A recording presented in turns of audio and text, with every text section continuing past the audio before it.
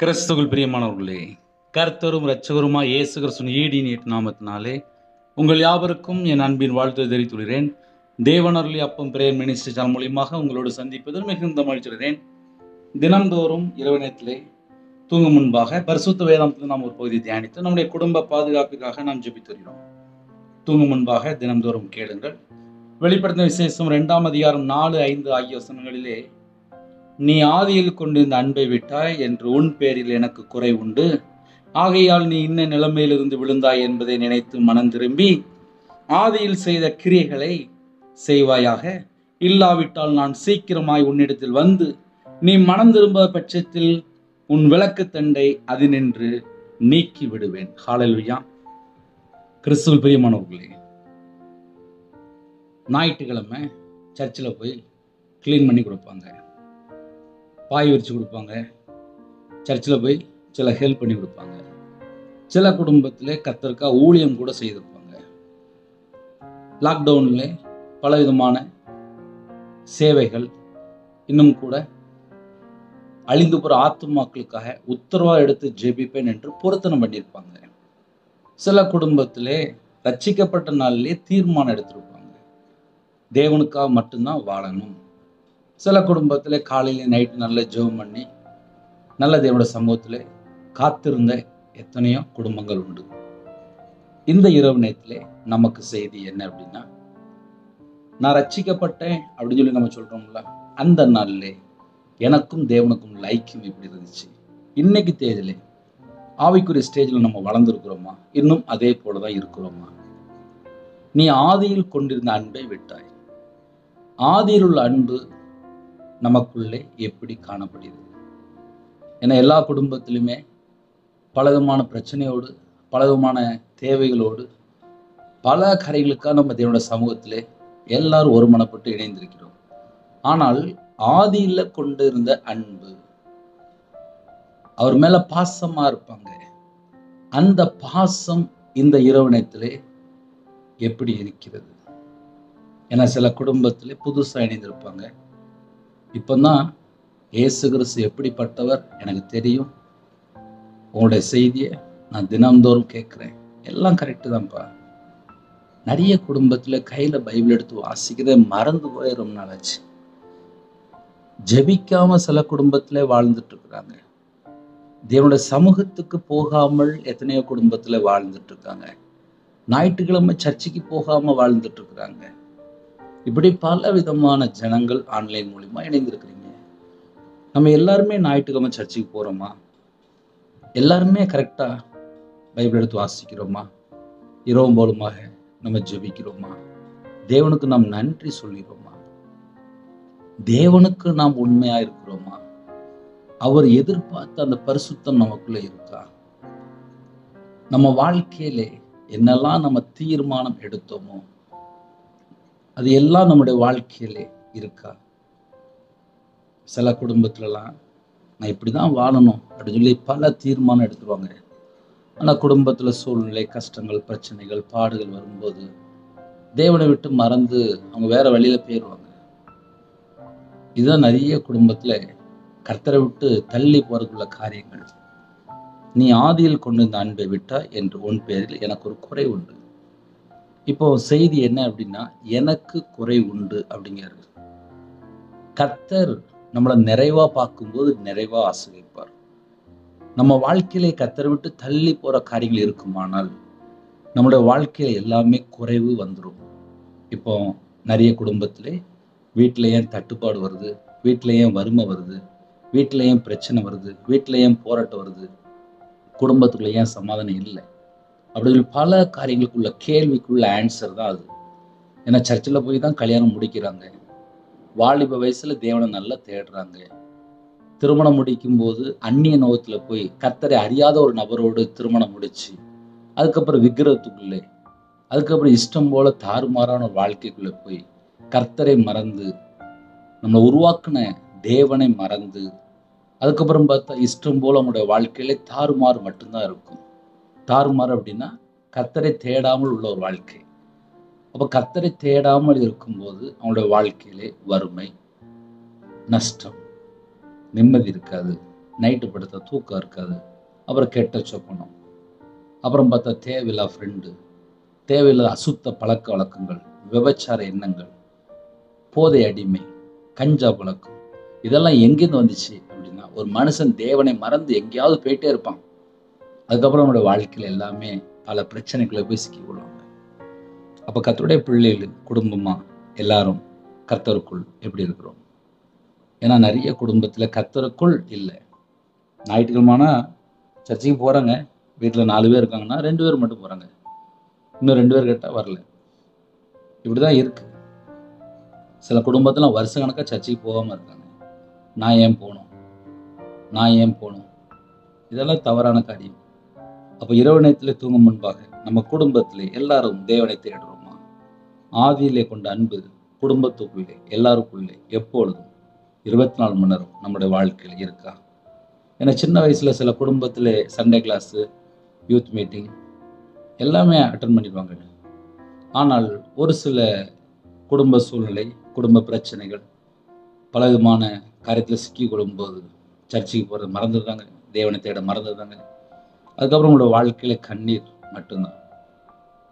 அப்போ என்ன செய்யணும் அப்படின்னா, தேவனை நம்ம எந்த அளவுக்கு தேடுறோமோ அது முதல்ல நிறைவா இருக்கா, அதை நம்ம கண்டுபிடிச்சாச்சு அப்படின்னாலே நம்மளோட வாழ்க்கையில் இழந்து போனது எல்லாவற்றையும் பெற்றுக்கொள்ள முடியும். ஹல்லேலூயா. இழந்து போனதை பெற்றுக்கொள்ளணும் அப்படின்னா என்னோட ஐக்கியம் பிதாவோடும் குமாரனோடும் இருக்க வேண்டும். தேவையில்லாத ஃப்ரெண்டு, தேவையில்லாத மனுஷன், தேவையில்லாம நேரம் வேஸ்ட் பண்றது, வீண் வார்த்தை, தேவையில்லாத இடத்துல போய் நிற்கிறது, தேவையில்லாம செல்போனில் பார்க்குறது, தேவையில்லாம டிவியில் பார்க்குறது, தேவையில்லாத இடத்துக்குள்ளே போய் பல மணி நேரம் இருக்கிறது, இப்படி நம்ம நிறைய பாயிண்ட் சொல்லிட்டே போகலாம். எங்கெல்லாம் யாரெல்லாம் சிக்கி கொண்டு எந்தெந்த சூழ்நிலையில் இருக்கிறாங்களோ, இரவு நேரத்திலே தேவன் உங்களோடு பேசுகிறார். நீ ஆதியில் கொண்டிருந்த அன்பை விட்டாய் என்று உன் பேரில் எனக்கு ஒரு குறை உண்டு. அப்போ இதை மட்டும் நம்ம வாழ்க்கையில நம்ம கரெக்ட் பண்ணியாச்சு அப்படின்னா அடுத்த ஸ்டெப் நம்ம எந்திரிக்கிறதுக்கு, ஆவிக்குரிய வாழ்க்கையில பலப்படுறதுக்கு, ஆவிக்குரிய வாழ்க்கையில வளர்றதுக்கு பிரயோஜனமா இருக்கும். இல்லைண்ணே, நான் கையில பைபிள் எடுத்து வாசிக்காம இருக்கேன், நான் ஜெபம் பண்ணாம இருக்கேன், நான் தேவனை தேடாம இருக்கேன், எனக்கு தெரியுது, என் கூட பேசதான் செய்யறாரு அப்படின்னு சொல்லி ஒருவேளை யாராவது நீங்க உங்க உள்ளத்துக்குள்ளே அப்படி இருக்குமானால் இந்த இரவு நேரத்திலே தேவனுடைய சமூகத்திலே தாழ்த்துங்க. அப்பா, அண்ணன் சொன்னது போல என் இதயத்துக்குள்ளே இருக்குப்பா, நான் உங்களை விட்டு தள்ளி போயிட்டேன், நான் கையில பைபிள் எடுத்து வாசிக்காம தான் இருக்கேன், நான் ஜெபம் பண்ணாம தான் இருக்கேன், நான் தேவனை தேடாம தான் இருக்கேன், எனக்கு தெரியுதுப்பா, இன்னைக்கு இந்த இரவு இடத்துல நான் உங்க சமூகத்துல வருகிறேன்ப்பா, என்னை மன்னிச்சு என்னை ஏற்றுக்கொள்ளுங்க, நான் மனம் திரும்ப ஆசைப்படுறேன்ப்பா, என் பாவத்தை மன்னிங்க அப்படின்னு சொல்லி தேவனுடைய சமூகத்திலே நம்ம எல்லாரும் ஒருமனப்பட்டு ஜெபிக்கும்போது கண்டிப்பாக தேவன் மறுபடியும் புதுப்பிப்பார். ஹல்லேலூயா. ஆகையால் நீ இந்த நிலைமையிலிருந்து விழுந்தாய் என்பதை நினைத்து மனம் திரும்பி எந்த இடத்துல, எந்த மாசத்துல, எந்த நாள்ல, எந்த செகண்ட்ல நம்ம விழுந்தோம் அப்படின்னு சொல்லி நமக்கு தெரியும். ஏன்னா சில குடும்பத்துல வெளியில போகும்போது இஷ்டம் போல போய் பல விதமான காரியங்கள் எங்கேயாவது போய் சிக்கி, அப்புறம் இச்சையில விழுந்து, அப்புறம் பாவத்துல விழுந்து, அப்புறம் அசுத்தத்துல விழுந்து, அருவருப்பான காரியத்துல விழுந்து, துன்மார்க்கமா நடந்து, பொல்லாப்புல போய் இன்ன நிலைமையிலிருந்து விழுந்தா என்பதை நினைத்து எந்தெந்த சூழ்நிலை நைட் நேரத்திலே கர்த்தரை விட்டு தள்ளி போய் இந்த இரவு நேரத்திலே எந்த குடும்பத்தில் இணைந்திருக்கிறீங்களோ உங்களுக்காக விசேஷமா அந்த செய்தி. மனம் திரும்பி. அப்போ மனம் திரும்பி அப்படின்னா எந்த நிலைமையில நான் விழுந்தேன், என் வாழ்க்கையில் நான் எந்த இடத்துல தவறி விழுந்துட்டேன், அதனால எனக்கு எவ்வளோ நஷ்டம் வந்துச்சு, எவ்வளோ பிரச்சனை வந்துச்சு, எவ்வளோ நிந்தை வந்துச்சு, எவ்வளோ ஒரு அவமானம், இதெல்லாம் நினைத்து மனம் திரும்பி. அழகா வீட்டில் பிள்ளைகள் வளருது. சில குடும்பத்தில் என்ன பண்ணுறாங்க அப்படின்னா நல்லா தண்ணி அடித்து விபச்சாரத்தில் போய், கஞ்சாக்குள்ளே போய், போதைக்குள்ள போய், அப்புறம் அந்த வீட்டில் அம்மா அப்பாவுக்கு பார்த்தா ஒரே நிந்தை அவமானம் தான் இருக்கும். என்ன பிள்ளை இப்படி வளர்த்த, என்ன இப்படி செஞ்ச அப்படிம்பாங்க. சில வீட்டில் புருஷன் கல்யாணம் முடிஞ்சதுக்கு தான் தெரியும் அவர் பெரிய தண்ணி வண்டி அப்படிம்பாங்க, ஒரு விபச்சாரக்காரர் அப்படிம்பாங்க. எங்கேயாவது போய் சிக்கி அந்த மனுஷனோட வாழ்க்கையை பார்த்தா எல்லாமே அவமானம், நிந்தையாக தான் இருக்கும். ஒரு பாவி மனம் திரும்பினா மட்டும்தான் பரலோகத்துக்குள்ள சந்தோஷம். அப்போ அந்த இரவு நேரத்துல செய்தி என்ன அப்படின்னா, மனம் திரும்புற ஒரு பாவி தேவன் மன்னிக்க ஆயத்தமா இருக்கிறார். நீ இந்த நிலைமையிலிருந்து விழுந்தாய் என்பதை நினைத்து நினைத்து நினைத்து, அப்ப எந்த இடத்துல நம்ம விழுந்து கிடக்கிறோம் அதை நினைத்து மனம் திரும்பி ஆதியில் செய்த கிரியைகளை அப்படின்னா எனக்கும் தேவனுக்கும் உள்ள உறவு, அந்த தொடர்பு, அந்த ஐக்கியம், அவர் மேல வச்ச நம்பிக்கை, அவர் மேல வச்ச விசுவாசம், என்னுடைய ஆவிக்குரிய வாழ்க்கையில நான் மறுபடியும் புதுப்பிக்கிறதுக்காக இந்த இரவு நேரத்துல தேவன் நமக்கு கொடுக்கப்பட்ட கிருபை. ஹல்லேலூயா. ஒருவேளை இல்லாவிட்டால் நான் எவ்வளவு செய்தி கேட்டாலும் நான் மனம் திரும்ப மாட்டேன் அப்படின்னு சொல்லி ஒருவேளை சில குடும்பத்துல அடம் பிடிப்பாங்க. அம்மா அப்பாட்ட கேட்டு அடம் பிடிப்பாங்க, புருஷன்ட்ட கேட்டு அடம் பிடிப்பாங்க. சில குடும்பத்துல அடம் பிடிச்சே வாழ்வாங்க. அவங்க வைராக்கியமா இருப்பாங்க, அடம் பிடிப்பாங்க. அவங்க நினைச்சது மட்டும்தான் சாதிக்கணும்பாங்க, அவங்க சொன்னதுதான் கரெக்ட் அப்படிம்பாங்க.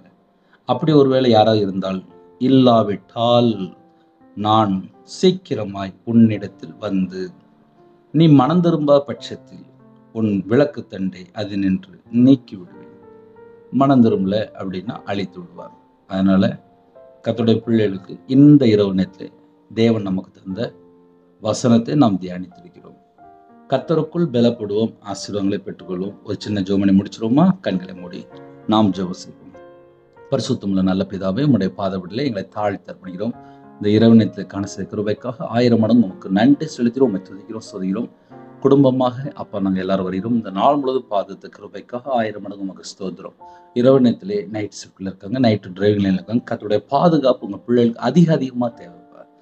அப்பா அதிகால வேளையில ஆலயத்து புறப்பட கிருபை செய்யுங்க. இந்த வாரம் முழுவதும் உள்ள எல்லா காரியத்தையும் உங்களுடைய சமூகத்தில் அர்ப்பணிக்கிறோம். குறைகள் குற்றங்கள் எல்லாவற்றையும் மன்னிச்சிருங்க, எங்களை பரிசுத்தப்படுத்தி ஆசிரியங்க. சீக்கிரமா படுத்துங்க, கத்த கிருபை செய்யுங்க. பலவீனத்தோடு படுத்த படுக்கலை எந்த குடும்பத்துல ஜெபிக்கிறாங்களோ உங்களுடைய தலைமுறை கரத்தினால தொட்டு சுகமாக்கி தீர்காயுசு ஆசீர்வதிங்க. கற்பத்தில் நீங்க ஜெபிக்கிறாங்க, மாசமா இருக்காங்க, டெலிவரி போறாங்க, கர்த்தர் கூட இருந்து ஆசீர்வதிங்க. வாலிப பிள்ளைகள் இணைந்திருக்காங்க, ஏற்ற வேலையில அப்பா உயர்த்து போறீங்க. உங்களுடைய பலத்த கரத்துக்குள்ள அடங்கி இருக்கணும், அந்த கிருபை தாங்க. திருமணத்துக்கு ஆயத்தமா இருக்காங்க, எல்லா தடையெல்லாம் நீக்கி ஆசிரியங்க. எந்தெந்த குடும்பத்துல பாவத்துல அக்கிரமத்துல விழுந்து போயிருக்கிறாங்களோ அந்த ஜனங்கள் மனம் திரும்ப வேண்டும் என்று கர்த்தருடைய ஆவியானவர் அப்போ உங்க பிள்ளைகளோட பேச கிருபைக்காக நன்றி. இந்த நாளில் மனம் திரும்ப அர்ப்பணிக்கிறோம். குறைகள் குற்றங்கள் எல்லாவற்றையும் மன்னித்து பரிசுத்தப்படுத்தி உங்களுடைய கிருபையால் நிரப்பி உங்களுடைய ரத்த கோட்டைகளை அப்ப வேலை அடைத்து மூடி மறைத்து பாதுகாத்துங்க. தேவன் அருளி அப்போ மினிசன் மூலியமா இணைந்திருக்கிற எல்லா குடும்பமும் ஆட்டுக்குட்டியின் ஜீவபுஸ்தகத்தில் எழுதப்படணும். தீட்டு உள்ளது, அருவருப்பு, பொய் ஒன்றும் அதில் பிரவேசிப்பதில்லைன்னு சொல்லியிருப்பான். எங்களோட வாழ்க்கையில தீட்டு, பொய், அருவருப்பு என்னெல்லாம் இருக்கும் மன்னித்து எங்களை பரிசுத்தப்படுத்தி ஆசிரிங்க. அடியே நம்முடைய கரத்துல அப்படிங்கிறோம். வேற வேற நாட்டுக்குள்ள இருக்காங்க, வேற வேற தேவைகளோடு இருக்காங்க. எல்லா தேவைகளும் கதை சந்திங்க. நைட் நேரத்துல எந்த குடும்பத்துல நிம்மதி இல்லாமல் கடல்ல கஷ்டப்படுறாங்களோ அந்த குடும்பத்தோட உபத்திரத்தை மாற்றித்தாங்க. கர்த்தருடைய ஆவியான பொறுப்படுத்துவாங்க. உங்க கரத்துல அடியை அர்ப்பணிக்கணும். எல்லா குடும்பத்தையும் அர்ப்பணிக்கிறோம். கர்த்தர் உங்க பிள்ளைகளோட பேசின ஒரு வார்த்தைக்காக உண்மை நன்றியோடு துதிக்கிறோம், சொல்கிறோம். இன்பமான தூக்கம் தாங்க. அதிகாலையில் எழும்ப கிருபை செய்யுங்க. உங்களுடைய ஆவியை உங்களுடைய கரத்தில் அப்படிங்கிறோம். நைட் நேரத்தில் யாரெல்லாம் வெளியில் இருக்காங்களோ எல்லா குடும்பத்தையும் கர்த்தருடைய ஜீவன்கள் அப்படிங்கிறோம். வேலைக்காக ஜெபிக்கிறாங்க, டிரான்ஸ்ஃபருக்காக ஜெபிக்கிறாங்க, கவர்மெண்ட் வேலைக்காக ஜெபிக்கிறாங்க. கர்த்தரே ஆசீர்வதிங்க, கர்த்தரே ஆசீர்வதிங்க. இயேசு கிறிஸ்துவின் பிதாவே ஆமென். தேவனுக்கு மேம்பட்டதாக கர்த்தர் தாமே உங்களையும் உங்கள் குடும்பத்தின் சகல காரியத்தையும் சம்பூர்ண அதிருப்தியாக கர்த்தர் கொடுங்க ஆசீர்வதிப்பாராக ஆமென். கர்த்தராகிய இயேசு கிறிஸ்துவின் கிருபையும் பிதாவாகிய அன்பும் பரிசுத்தருடைய ஐக்கியமும் இப்பொழுதும் எப்பொழுதும் சதா காலங்களிலும் நம் மனோடு கொடுப்பதாக ஆமென். கிறிஸ்துவ பிரியமானவர்களே, 9363064181 நம்பர் கொண்டால் நாங்கள் உங்களுக்காக குடும்பத்தை ஜெபிப்போம். God bless you. Thanks for watching. Please subscribe our channel. Click the like and share. Click the bell.